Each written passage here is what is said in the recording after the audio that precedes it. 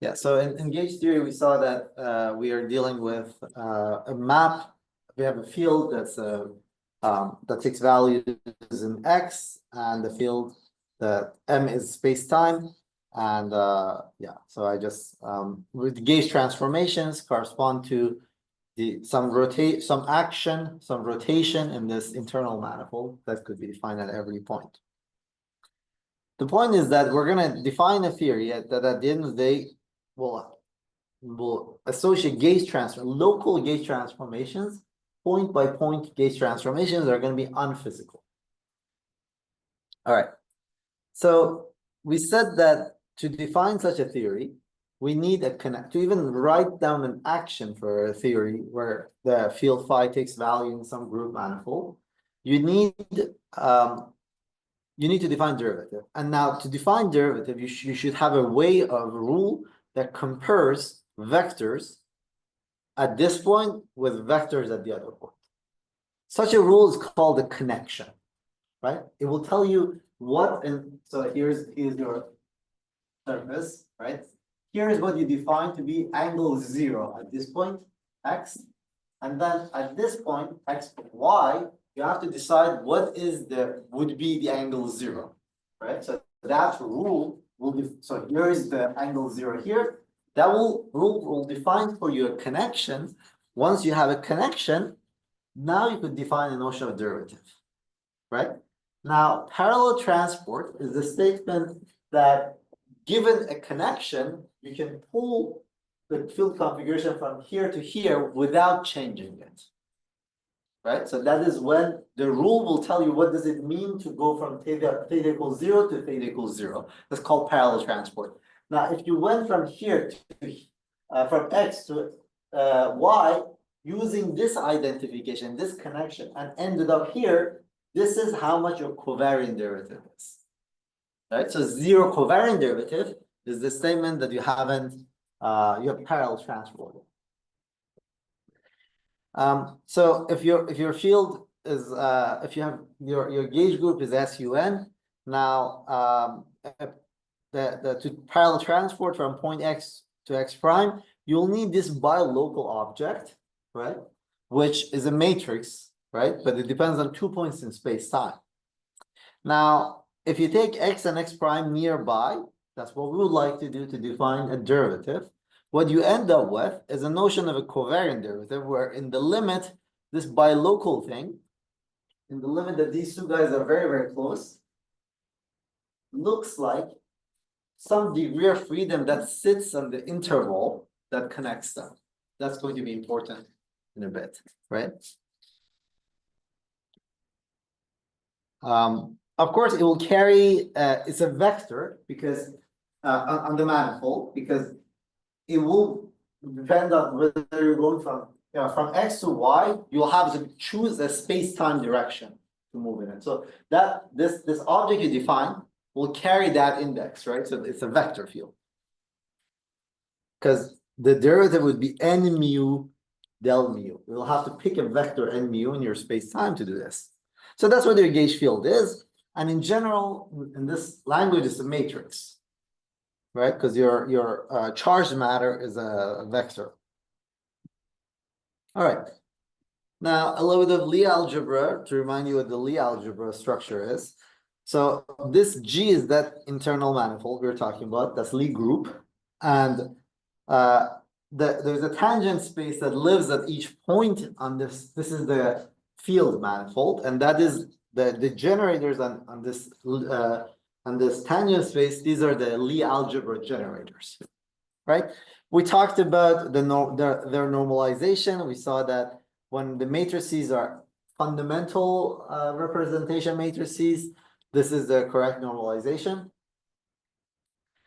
We talked about the structure constant. So the gauge field is a Lie algebra valued connection, right? It's a Lie algebra valued field. Sorry, it's a Lie algebra valued vector field. That's what the gauge field is. So, for example, in the case of SU2, the Lie algebra of SU2 in the fundamental representation is sigma x, sigma y, sigma z divided by 2, right? And these are 2 by 2 complex unitary matrices. Yeah. Wait, one question. About the normalization condition, I think this condition does not depend on the representation, right? Because you said you use the fundamental representation to check this. No, it does. It does. Yeah, it does. In the yeah. So what will happen in the adjoint? In the adjoint, I actually quoted what the answer is. In the adjoint, so remember we had two objects.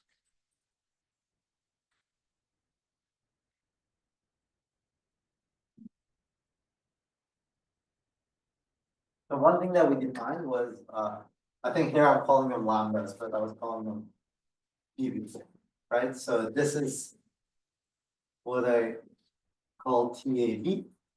Yeah. Right? Yeah. This is the thing that's for the adjoint representation. So for what? Sorry, not for that. For the fundamental representation of SUN, this is half. Yeah. Right? Now, this thing for the adjoint representation is N of SUN. It's N. Now, we also defined the quadratic Casimir, which is of course proportional to the identity operator, and the coefficient of it I called C2 of G. Now, T2 of G for the adjoint representation is also N. For the fundamental representation of SUN, it's N squared minus 1 over 2N, I think. I forget. What was the thing that they said? Good. All right. Now, now that you define connection and parallel transport, you realize that there is a notion of curvature, which is parallel transporting along a direction, pick another direction, parallel transport, and go around the loop. When you do go around an infinitesimal loop, what you're calculating is the commutator of two parallel transports, right? And that captures the field strength. It captures the curvature of the manifold, right? Sorry, it's not the curvature of the connection, right? And that is the notion of field strength. We call that field strength. It's related to, yeah, the holonomy is about when you go around the loop and you don't come back where you start. Good. Now, we said that gauge theory is a theory where the gauge vector field is not an observable, right? Gauge vector field transforms in the adjoint representation, right? But in the case of U1, F mu nu was an observable. This was just E and B. Now, if you but the theory has other degrees of freedom. These are non-local degrees of freedom. These are called Wilson loops. So what is a Wilson loop? You take a mu of x and integrate it around the loop, right? Well, you'll have to exponentiate this and take the path order exponentiation of it, right? But this is the object that sits as a phase up there in the exponent, phase of the exponent. Now, if you stare at this, you know that by Stokes' theorem, this integral around this loop is the same as the integral inside of it of the field strength, right? So this is a notion of non-locality. Why? Because you're doing an integral at every point along this loop, field strength could be 0, B and E could be 0. However, in the middle, there could be non-trivial field strength, and that will affect you. So for instance, think of it this way. We're in this room, right? And in the middle of the room, there's a cylinder that's inside of it is like a black box. I cannot touch it, right? Somebody has put some flux. There's some flux going through that, but I have no idea it's there. What I'm doing is that I'm living in the room outside of it. I'm confined to be outside of that room. I have no idea. And outside that room, the electric and the magnetic field are both 0 at every point. So I start walking around a loop. I do a loop around that black box. And when I come back, I pick up a non-trivial observable, the space, right?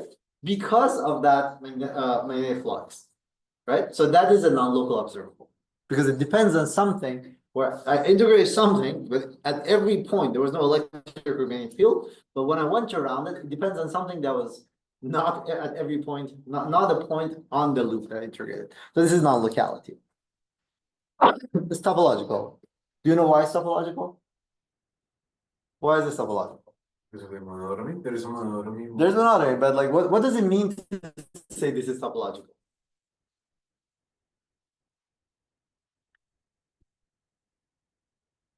Imagine the magnetic field, the flux is only going through this region, right? And you're integrating, doing an integral like this, right? So what is your integral? Your integral is a mu of dx mu of this gap. By Stokes' theorem, this is the same thing as the integral of the flux through this, but the flux is around this. There's nowhere else flux. There's no flux is nowhere else. Which means that if I do this integral, I'm going to get the same answer as this integral, as this integral, right? I'm going to get the same answer. That's topological. In the sense, you could view this as a whole, that's a whole, and any deformation. So the only way for me to get something that's different is to cut through this. Right? So it's topological in that sense. All right. Now I have to go back to previous lecture. All right, so that's what Wilson loop is. Now,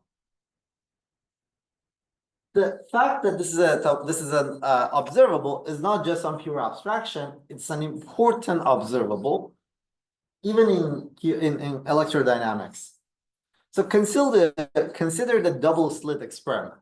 Right? In the double slit experiment, you're sending some sort of a particle, electron or something, and it goes up or down. There's a wave function of them. You send two of them or something, and then you're going to get some, depending on whether they're open or not, they're going to get interference patterns or not.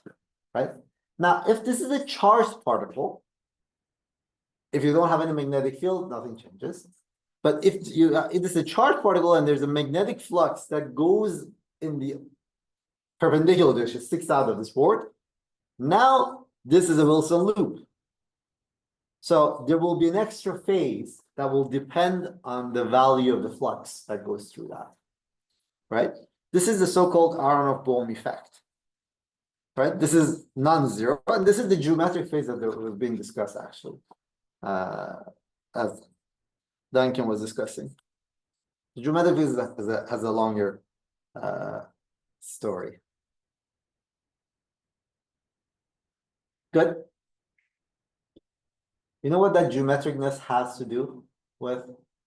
So the Wilson loop is an exponential of this object. All right, let me not. Think about the fact that the wave function has to be single valued. The wave function will have to be single valued. So if you take an electron and go around the loop, it'll have to be single valued. What does that tell you? There's a quantization condition. Something has to be an integer times 2 pi. Think about that. All right. Now, what I want to say that I ran out of time last time is lattice gauge theory. So a lot of our intuition of quantum field theory comes from condensed matter theory and simple spin systems. So we talked about spin degrees of freedom. After RG flow, it will, in the low energy, it would give you some sort of a scalar field, right? Scale field theory. So in lattice gauge theory, what you do is, if you want to construct a theory that in the infrared looks like gauge theory, in addition to putting charged particles on each vertex, you could put degrees of freedom on edges, right? Now, as a matter of fact, you don't even have to put charged particles. So you could take a lattice and put degrees of freedom only on the edges. That would be pure gauge theory. So for instance, consider a spin degree of freedom on each side. Now, if your lattice is one dimensional like this, it's a pretty boring situation. If the lattice is two-dimensional, it's a little bit more interesting because each edge you could label it in the following way. You pick a vertex X, and then the edge is labeled by vector. In which direction are you moving? Right? So this vector takes value. This is X hat, Y hat, minus X hat, minus Y hat. Right? Those are the four options you have for a lattice. All right. So now make a loop. And what is this guy? This plays the role of a teeny tiny exponential Wilson loop, Wilson line, exponential of a teeny tiny e to the power of IA, right? But here, this is going to be, if you put a spin degree of freedom, this is Z2 gauge theory, right? So it's not a Lie group that you think of it as exponential of a Lie algebra or something. All right, so what can you do? You could write down a Hamiltonian. You would like to write down something that's gauge invariant. What are the gauge transformations? Gauge transformations are, what are gauge transformations? Action of the group at these points, right? Z2s at these points. So one way to make sure that's the case is that just go around, write down a Hamiltonian, which is just goes around the loop.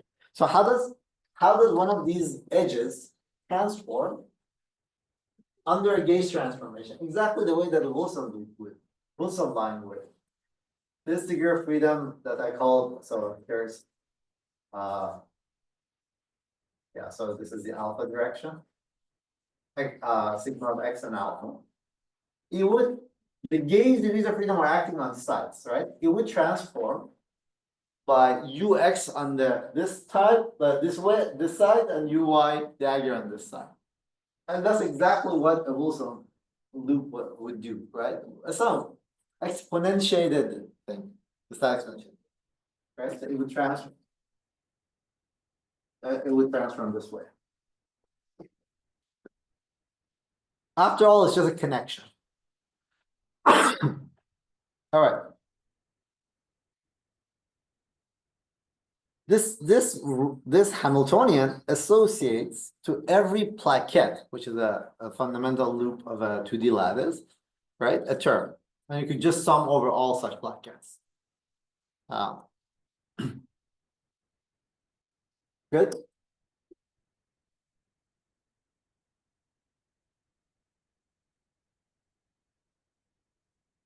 All right. Now the gauge transformations, as I said, they act. I call them U over there. These are, I'm calling them eta here because it's a Z2 group, right? They're plus minus one variables. This is F mu nu, right? And it's not F mu nu, it's the analog of F. It's the analog of curvature, right? Just going around. It's not quite that because you do that for a derivative. This is like fundamental lattice unit. This is a Z2 gauge theory because I put spin degrees of freedom on each side. On each side, I could put a U1 degree of freedom, a phase. Now this is a Lie group, and now this is a gauge field. This is a U1 gauge field, right? Now these U1's elements, so these guys, the gauge field is from minus pi to pi, so S1, right? H, I'm going to write the exact same Hamiltonian, exact same thing, right? Now these are complex, so you have to be careful with the stars, complex conjugates. All right, that's good. What does this look like once you plug this in? It's a cosine of this object. Now, it's a very nice exercise to see that if, well, can you see why this is F mu nu squared? Can you see the F mu nu squared in here?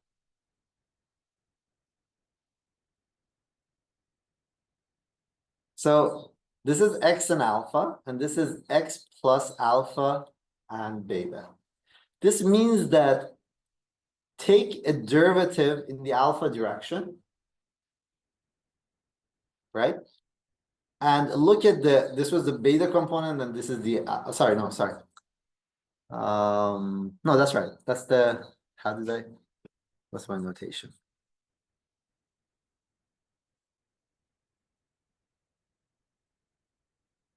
Oh, no, this is, right, that's correct. Actually, that's correct. Yeah. So alpha and beta, these are x and y's, right? Because this is a 2D lattice. So you take a derivative in the x direction. This was the x component, and now this is some other component, y. You have this term and this term. If you subtract them, you're going to get exactly a few squared. Once you expand, this is cosine. Cosine is a constant minus the second order term. That second order term is going to be a few squared. Just do this expansion. It's very neat. This is exactly what it is. So just work this out and see why this Hamiltonian is just a constant plus that. Now, what is the gauge transformation? Gauge transformation sends a of x and alpha to a of x and alpha plus chi. Now, chi is, e to the power of I chi of alpha is one of these u's. Right? So I have two of them. One is acting on one side, the other one is acting on the other side. So there's this. What is this? This is a small derivative of a function. So this is the gauge transformation, is precisely this. A mu of x goes to a mu of x plus del mu of alpha of x. Right? Alpha is here as chi. So it is a gauge. This is a gauge transformation. So this is the gauge field. Good. Now, non-abelian gauge theory. How is the story different? So what we're doing, I mean, at this point, you should know exactly what to do. So we had a lattice. In Z2 gauge theory, you put a Z2 element on each side. In U1 gauge theory, you put a U1 element, sorry, not side, edge on each, what's it called? Link. On each link, you put a U1 out figure. That was complex. So the only thing that I had to make sure was that I take the star. Now, for some arbitrary gauge group G, I'm going to put matrix element G here. Now, as I go around the loop, these are matrices. I want a number in my Lagrangian density. In my Hamiltonian density, I'm going to take the trace. Right? And because these are matrices, you have to put B minus 1, B minus 1. Do you know why minus 1, minus 1? Because it's supposed to be a commutator. So it's like going this way, right? This is one of the things. This is like d mu, right? Minus d mu. To do that, you put G minus 1. You have to consider these guys, right? That is what F mu is. All right, in the continuum limit, again, the transformation is exactly as we expected, and the gauge transformations are the elements of the group that act on each side. Yeah. This may have a very trivial answer, but why the trace? Why can't I choose determinant? Determinant. I mean, if I want a number. So, okay, first of all, there's one thing that's obvious. It has to be gauge embedded, right? So let's look at this expression. U1, U2, U3 dagger, U4 dagger. Sorry, not use. What do you call them? B's. If I have B1, B2, B3, B4, sum. I'll actually prove to you it has to. I can prove to you it has to. So some function that sends a matrix to a number. The result better be gauge invariant. What is that gauge invariance? It means that each of these guys transform like this. So in the middle, doesn't matter. By design good, it ends up this. So whatever it is, if you stick in U and U dagger, it should do nothing. If you put a trace, cyclicity of the trace will tell you that this comes here and cancels. This is a unique choice in matrix algebras. But the determinant also, you apply determinant to this one, to this, and if the determinant of those guys is one, then Sorry? like determinant of a product of matrix is the product of determinants. No, so let's look at what you want. So this whole thing, call it X. Mhm. You want a map from matrices to positive numbers. Why positive numbers? Because it's determinant Hamiltonian. Right? It should have the following property. Whatever that map is, omega mu dagger x has to be equal to omega x for all x. This choice is unique. This implies if and only if omega of x is trace of x. Play with this. We'll see. This is the only choice I can. You can prove it. There's a famous name for this in group theory.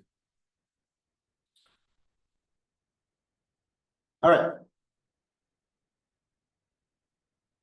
So that's what the action can write.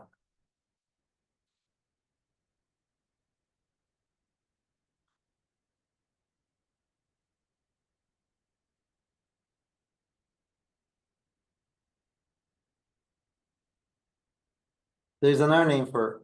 Can anyone tell what this statement is? Independence of basis. What is this statement? The result is supposed to be gauge invariant. The action of the group is adjoint. What you want is, given a matrix, you want to look at the singlet of this matrix under the unitary group. That's trace. The identity component of the matrix is the only part of the matrix that transforms a singlet. All right. So, okay, I think this is good. And I said what I want to say. I will go back to our lecture. All right, any questions?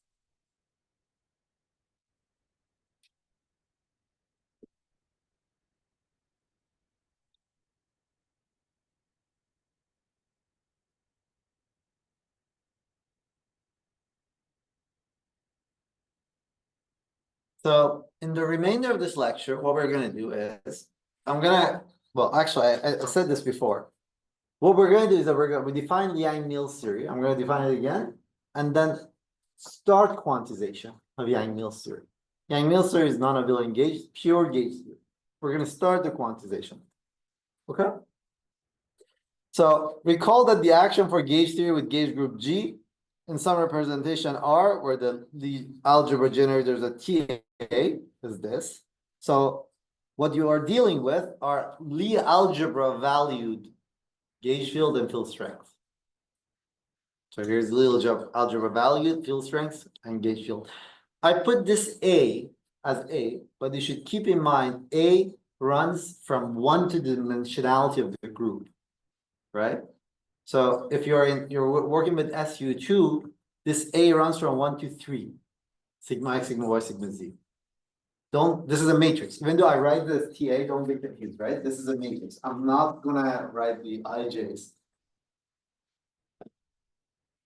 All right, and then the Lagrangian density is this.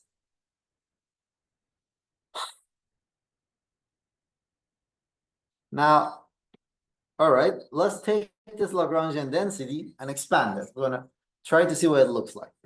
So there will be terms that are second order in A mu and A nu, right? This is the quadratic part of the Lagrangian.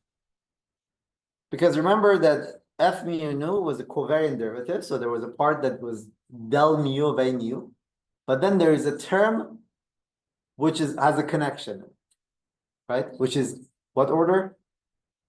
Second order, right? So this is that part. This is the kinetic quadratic term. Then, well, there's minus 2ig, trace of our A nu, this. And then this is the cubic term. And then you have the quartic term. Good. Cubic and quartic, they're going to be interactions. let's forget about that for now. So this is an interacting theory. Let's just stare at the quadratic term. The quadratic term makes it very clear that your propagator for this gluon is labeled by two things. So it has the Lorentz index, mu, and then A index of the representation. So if you're working with SU2, there are 3 of such gauge bosons. If you're working with SU3, there are 8 of them. Right? So what is this propagator? This propagator is something familiar. Well, stare at this. After an integration by parts, you could write it down and go into the Fourier space, you could write it down precisely like this. This is the expression for it. Can you see that? Can you see that? Can you fill in between how to go from here to here? So after, what is this? Let me write down this expression first in real space. Oh, it's 3 objects, right? So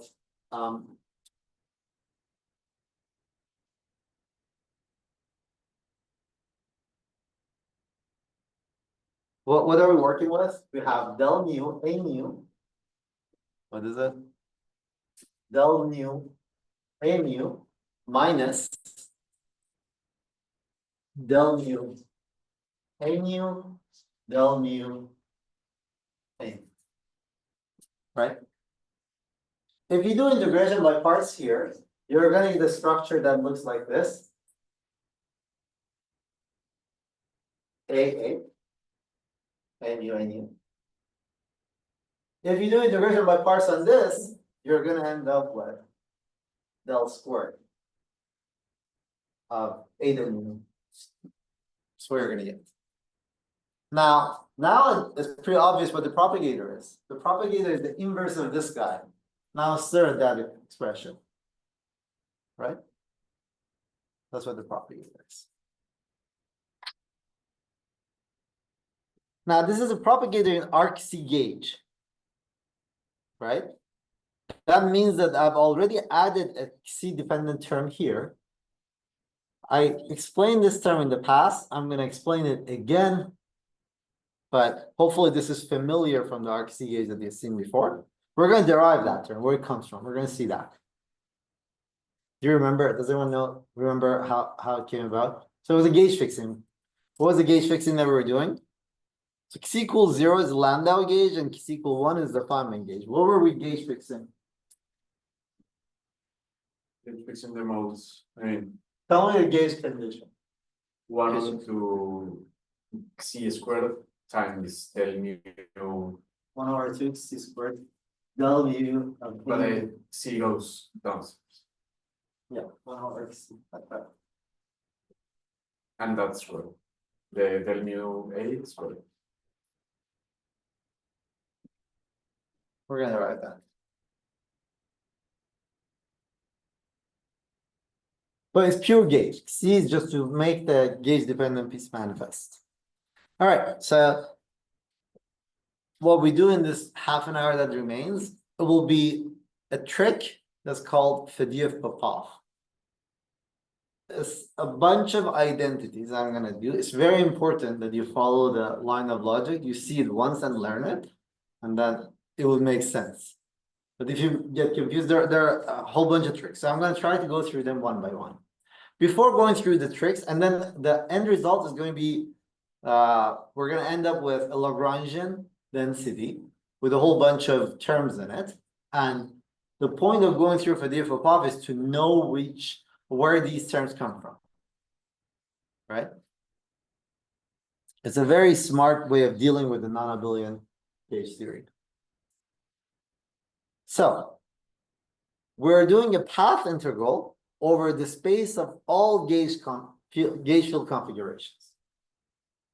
These are not all physical. A lot of them are gauge equivalent. So if we do this path integral, we're overcounting by an insane amount. Right? So there are a set of gauge transformations what we would like to do, the physical measure, the physical space of field configurations would be the space of all configurations modded out by the gauge relations. Conceptually, is it good so far? All right. Now, here's the measure. The physical measure is going to be the measure over all gauge field configurations modded out by the volume of the gauge group. It's a very abstract way of explaining it. Actually, also there's a space-time volume in there as well. Most of what is a measure? A measure tells you that each field configuration, what's the weight of it in your sum. If you're overcounting, if you're counting one thing 4 times, in your measure, you want to divide by the 4. That's why you want to divide. So you're going to do a sum over all the overcounted thing. But when you're overcounting, you're going to divide those terms by the volume associated with it, the overcount. In this case, would be 4. This is conceptually the idea. Now we're going to do this using Fadeev-Poppov. All right. Notation. There are several steps. The notation gets a little bit crazy. So let me write it for you. Remember, as before, what we're working with is this thing. This is a matrix, and this is a space-time index. All right. Now, I don't know where I put my things, but this is gauge dependent. I'm going to put a gauge parameter here. What do I mean by this? What is a gauge transformation? A gauge transformation sends a mu of A to a mu of A plus d mu of lambda of A. Right? If this were a Abelian gauge theory, the gauge transformation would be just some function, or here is it's a Lie algebra valued function. It's a scalar in space-time, but it's Lie algebra valued. All right, hence lambda. So because I'm going to write this over and over again, I'm going to give this a name. I'm going to call this. The indices are going to get a little bit bad. Something like this. All right. So every time you see this, this is a gauge transformed by transformation lambda. Now we have a gauge fixing condition. What was the gauge fixing condition? What are the gauge fixing conditions? There are various gauge fixing conditions, but the gauge fixing condition, one of them could be this, or more generally, so this is a function of space, right? More generally, this is some gauge fixing condition, right? Or sometimes we had like a mu equal something. Whatever it is, I'm gonna write it as something that I call g of a mu equal 0. It's my gauge fixing condition. Now, to get rid of all the crazy indices, I just write g of a equals 0. Good? All right. This was an example I gave. Yeah. But this will also depend on A, will depend on A. I guess fix it as well. All right. So g of a equals 0 is a gauge fixing condition. All right. So I have a path integral over all gauge configurations. I want to write it as a path integral over a gauge fixed configuration times an integral over gauge orbits. Right? Gauge orbits are these transformations I'm doing. The way I'm going to do this split is I'm going to perform a gauge path integral over, if I want to just pick this term, I'm going to perform a path integral over all gauge configurations, sticking a gauge fixing condition inside the path integral. So this is the step when I'm saying in words, and we're going to do it.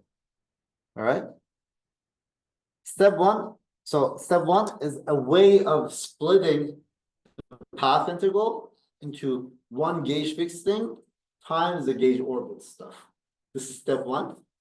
Step two would be, so when we gauge fix, there's going to be a free parameter, free function, or Lie algebra value function worth in it. Whatever gauge fixing method I use, I'm gonna get the same answer. Right? This is a trick. This is not a must. It's a trick that Fadeev-Poppov used. They said, we're gonna path integrate over these functions with a Gaussian weight. Right? So it's like saying that, like you have a path integral that you're doing with a particular gauge, you get the right answer. You're doing a path integral with a different gauge, you're gonna get the right answer. You're saying that I'm gonna do this path integral times half plus half times that path.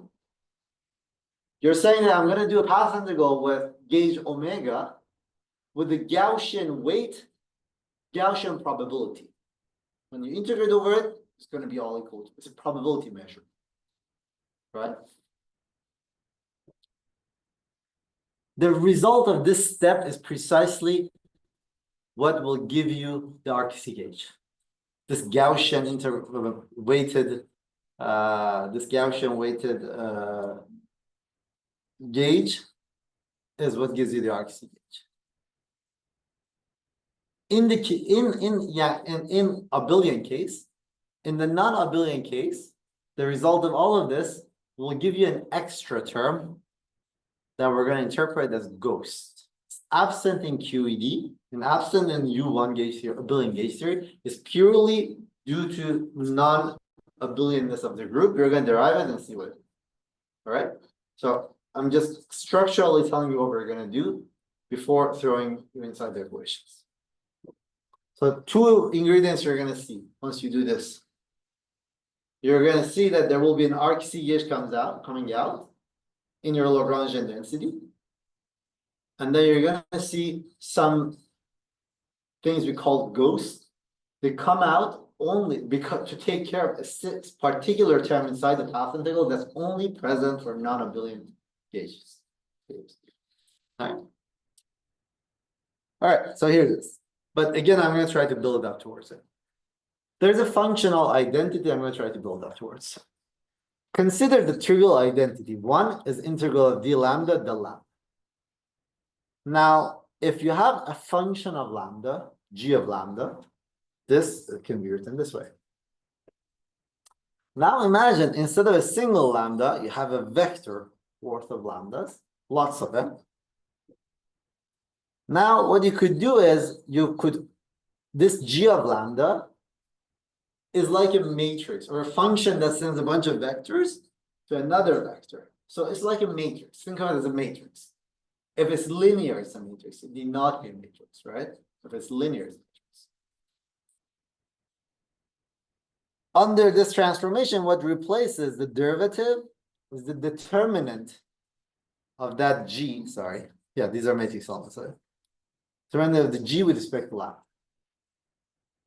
Right? So determinant of the derivative constant.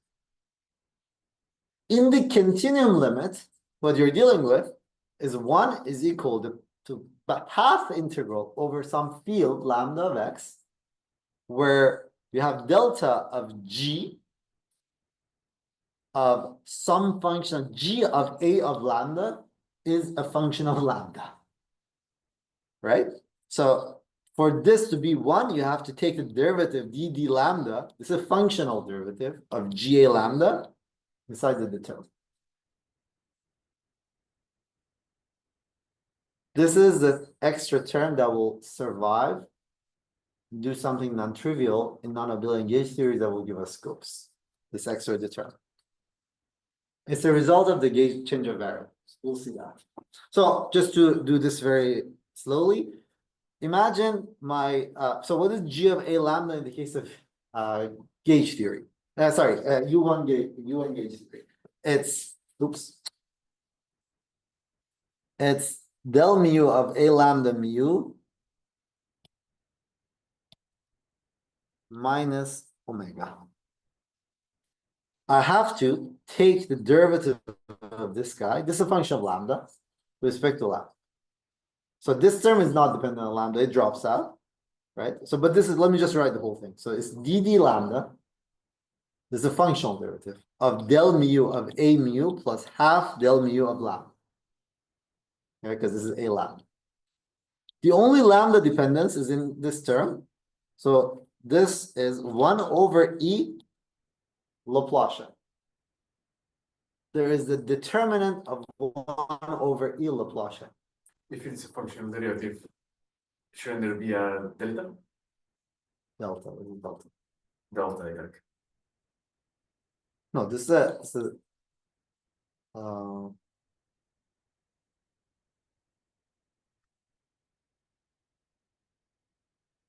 no, there is a Dirac delta function because when you take this is well, it's sort of taking care of in a sense. If you put delta of y here up here and delta of x, that term is just 0. The only term that survives comes from lambda of x here. We're just writing that term. I mean, you could be super formal and keep track of those. You'll have too many intervals to do. So this is what the object is. It should be clear that the determinant of this needs a regulator, but it doesn't actually matter for us. We'll see that. All right. So is this step good? Okay.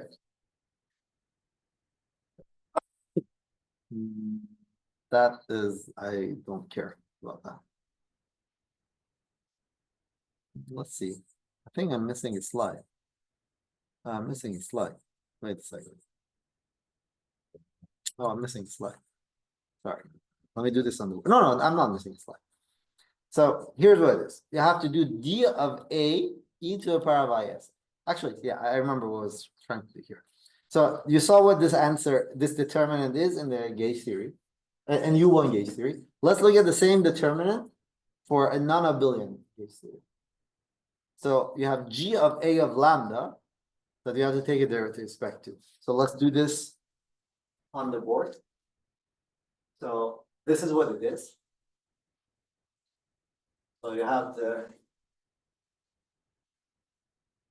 determinant of del lambda of del mu a mu. Sorry, there's a lambda here, right? This is lambda. Oh, lambda minus omega a. Good. All right. So this term drops out. We don't care about that term.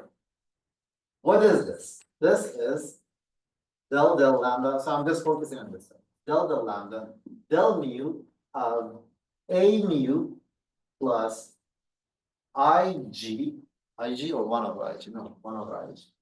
I forget. Let's see. D mu of lambda. Good. All right. When you take the derivative, you're going to get this lambda is going to disappear. You're going to get 1 over, I think there's no I, g del mu d mu determined. Of course, right? Now, can you see what's happened? Something funny has happened. It's a matrix values, right? D mu has a mu in it. When this was gauge theory, this was U1 gauge theory, the answer we got was determinant of 1 over e del mu. This is what the answer was that we got. For non-abelian gauge, so this is independent of the gauge field, which is an overall constant. Was infinite, but doesn't matter. We can bring it out of the path integral. This depends on a mu. So if it's inside the path integral, you have to deal with it. Right? So we're going to do that. This is why we get ghosts. All right. So let's do this slowly. D of a of e to the power of isa is insert identity in the middle. Good, this is identity. All right. If it's U1 gauge theory, this guy is just determinant of 1 over A del mu, 1 over E Laplacian. You could just take it out of everything. And it's an overall constant that multiplies the partition function. It plays no role, just drop it. Right? Then you're left with integral over lambda, something I promised, right? We separated the gauge thing. D of A e to the power of I S A. Now there's the Dirac delta function. Now this does the gauge fixing for you. This fixes the gauge for you. Right? Now there's also this that's true. Is that clear why? The measure will not change after gauge transformation. The measure, whatever it is under gauge transformation, is invariant. It might overcount, but I still continue to overcount the same way. All right. So now we have this bit. We have to deal with this bit. But hopefully at this point, the point that I want to make is that there is this determinant term that in U1, in abelian gauge theory, U1 gauge theory comes out and you just discard it. In non-abelian gauge theory, it stays inside the path integral. You cannot take it out because it depends on AMU. That's the origin of host. All right. So on top of all of this, so here you see I have a gauge choice. So I'm making a gauge choice. I'm going to stick this omega in here. If I stick this omega, I'll get an answer that depends on omega, but I could do, well, the answer doesn't depend on omega. The answer of this part depends on omega, right? What I'm going to do is this is 1. It's a path integral over a function with a Gaussian weight, and this is normalization. So I'm going to apply, so I have a function worth, actually, Lie algebra for QED, for U1 gauge theory, I have a function worth of gauge choices. I'm going to path integrate over those functions with a Gaussian probability. Wait, just normalize this to 1. That's what I'm doing. Right? Now, in non-abelian gauge theory, it would be Lie algebra valued function worth it, but doesn't matter. It's a path integral and it adds up. These are just various ways of writing identity. Right? So here's the thing that you're going to do. Omega squared, Gaussian with what weight? 1 over 2c. And you're going to integrate over this. All right? So you're going to add this, this is just 1. Multiply your path integral like this. So you have this determinant, this you could discard, d lambda, dA e to the power of ISA, this guy. Rearrange things. As I said, just bring this out. This is just an overall thing. D lambda, we don't care about these, right? Because it was overcounting anyway.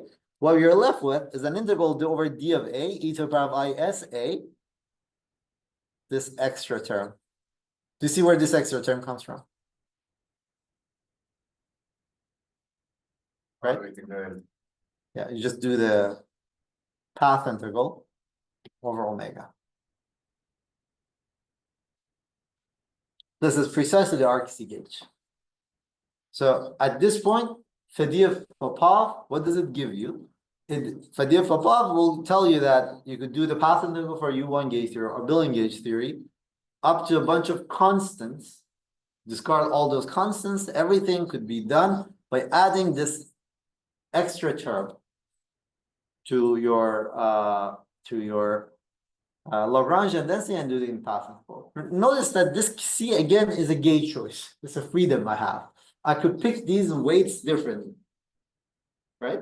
That's precisely the gauge choice that comes up in RCC gauge.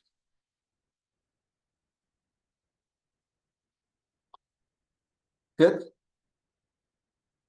Now let's repeat this for non-abelian gauge theory. Now this term, the determinant term is 1 over g d mu covariant derivative mu. The 2-point function for the RCC gauge is still like this, right? There's this diagonal in the Lie algebra indices.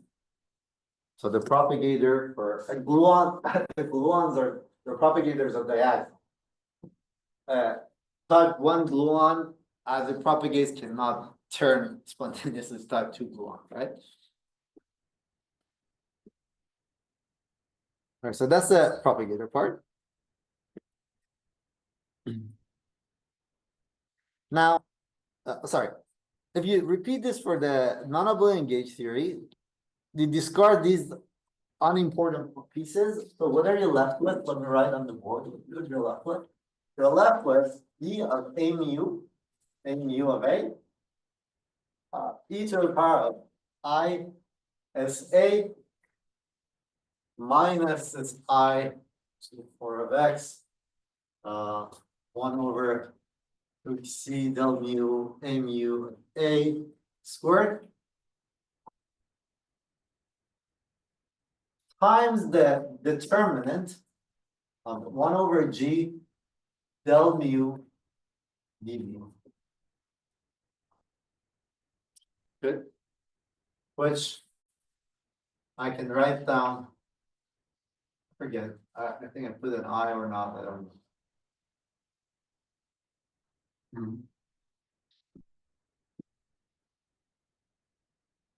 Now this is awkward to work with. So far, what you find is that the Lagrangian of Yang-Mills we massaged into there was a free term, there was the interaction terms. They're gonna sit here. This is the thing that will tell you that basically your propagators are gonna be in RCH. So that piece is good. That just modifies the quadratic part.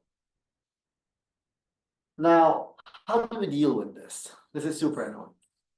The way you deal with this is you can write down the determinant using Gaussian integrals as the following path integral. This is an identity. Determinant is integral over C and C bar.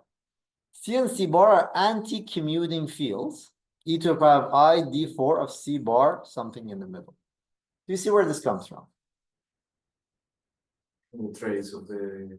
So if you had a bunch of complex variables, well, actually, let's just first talk about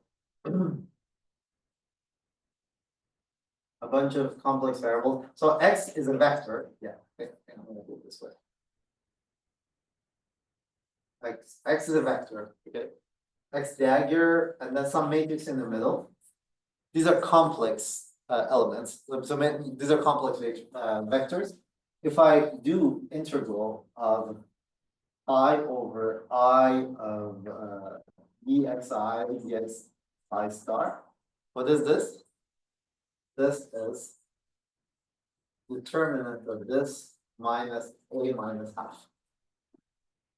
Right? E to the power. Oh, e to the sorry. There are like appropriate 1 over half or something. This is a Gaussian integral. If these are anti-commuting objects, like we saw before, if I put anti-commuting things here, and this is a pattern. If I have a lot of this pattern. Well, the thing that's different is that I don't get this. Instead of a negative power, I just get a positive. That's the difference between the anti. So what am I trying to do? I have a determinant of an operator there. I can always introduce some auxiliary anti-commuting degrees of freedom that we're going to call ghosts and write it as this pattern. And we're going to treat these as fields. Why? Because this guy, sorry, I call this A, maybe I should call this X. Because when you do this, the matrix that you exponentiate looks like this, right? Now, that has a standard kinetic term. So that's good. Ghosts propagate. They will have a kinetic term. But then the ghost will couple to a mu. So you'll get a ghost, anti-ghost, a mu vertex. Now, for the indices to work out, these guys should transform in the adjoint representation of the gauge group as Lorentz scalar. This is This is the way, actually, you know what? Figure this out why. Well, it's sort of obvious that they have to be in the actual of the gauge group. That part is obvious. Well, actually, Lorentz group part is also obvious. Right? The determinant of the object you're expanding is a Lorentz scalar.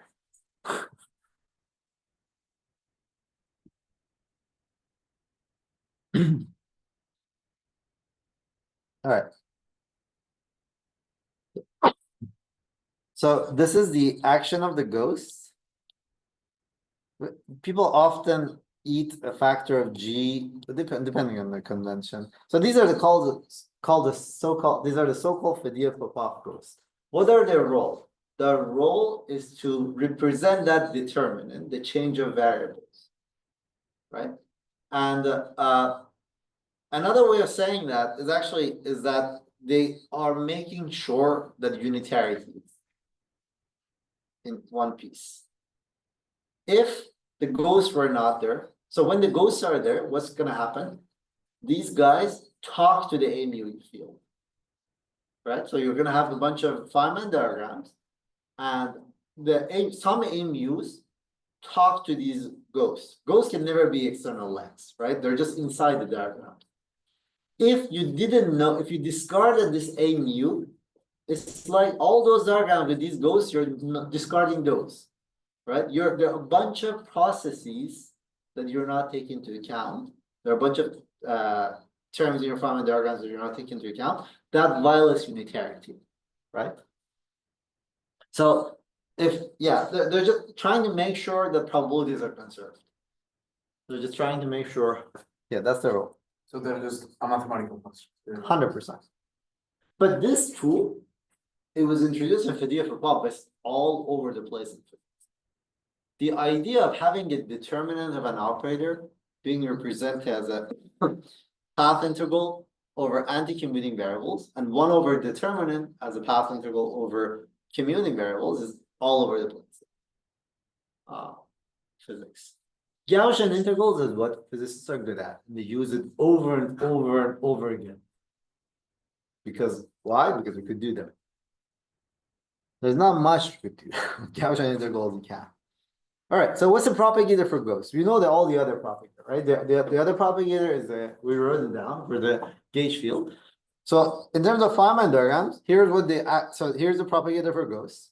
It's 1 over k squared. Why? There's no mass term for it. It's a Lorentz scalar, right? And it's an adjoint, so it's going to be delta AB. Good. It's ghosts and anti-ghosts, we call it, because they're complex. Now, what is your Lagrangian density after Fadeev-Poppov? It's the standard Lagrangian. This is the minus 1 over 4 trace of f mu nu squared. Right? I'm not going to write the whole thing now. There is this gauge fixing term.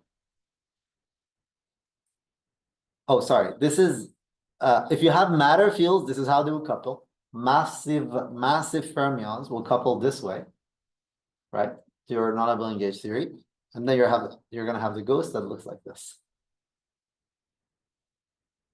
So the Feynman rules for it, you know the propagator for I'm going to call them gluon going forward. Every time we have non-abelian gauge theory, I'm going to call them gluon. They might not be gluon. I'm going to call them gluon. The ghost will have this propagator, which is delta AB over P squared. There is this new vertex. What is the coefficient of the vertex? FABC. Do you see why?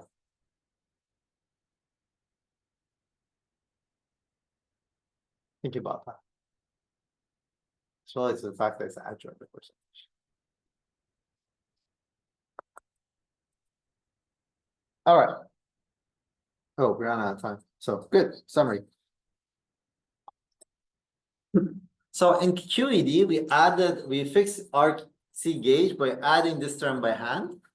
And then we did some sort of a trick, a way of relating this to Dirac delta functions inside the path integral. That's what we did here.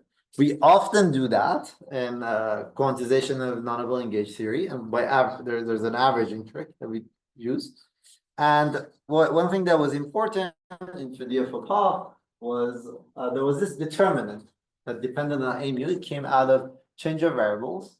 And to deal with that determinant, we would like it to exponentiate it in terms of ghost, anti-ghost. These are anti-commuting scalars that transform, complex scalars that transform, Lorentz scalars that transform into an adjoint representation of the gauge group. And those are the ghosts, and here are the Feynman diagrams. There we go. So that is the Fadeev-Poppov Lagrange.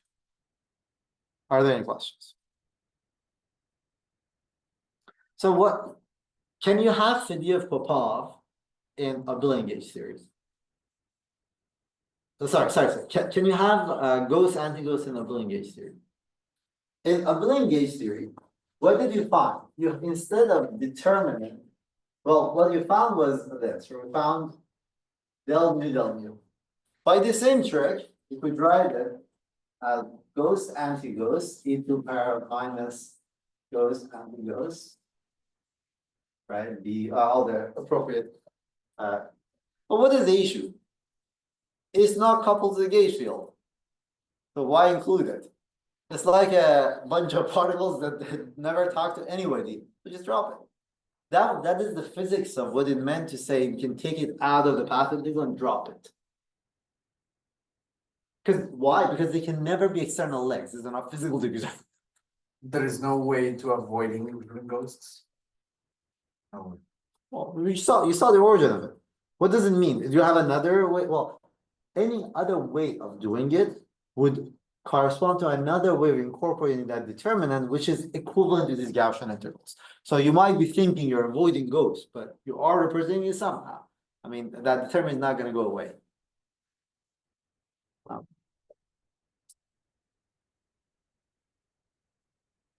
Good.